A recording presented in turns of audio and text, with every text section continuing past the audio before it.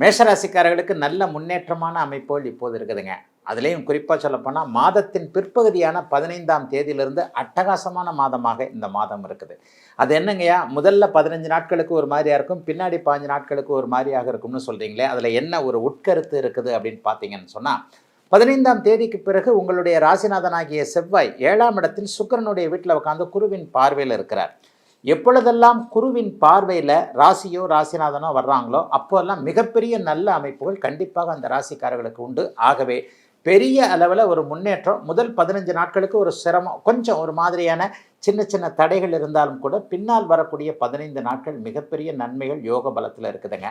வெற்றிகள் கிடைக்கக்கூடிய அமைப்புகள் இருக்குது. ஏன்னா 11ஆம் பாவகம் வெற்றியை குறிக்கக்கூடிய பாவகம். அந்த பாவகத்திற்கு குருவின் பார்வையில் ராகு இருக்கிறது ஒரு பெரிய அமைப்பு. இது வரைக்கும் வயதிற்கேற்றார் போல் என்னென்ன வெற்றிகள் கிடைக்கணும் அப்படின்னு நீங்கள் நினச்சிக்கிட்டு இருந்தீங்களோ அந்த வெற்றிகள்லாம் இந்த மாதத்திலிருந்து அப்படியே மேஷராசிக்காரர்களுக்கு கிடைக்கும். மிகப்பெரிய நல்ல பண்புகள் நல்ல தன்மைகள் இருக்கக்கூடிய அமைப்புகளும் இப்போது மேஷராசிக்காரர்களுக்கு இருக்குதுங்க.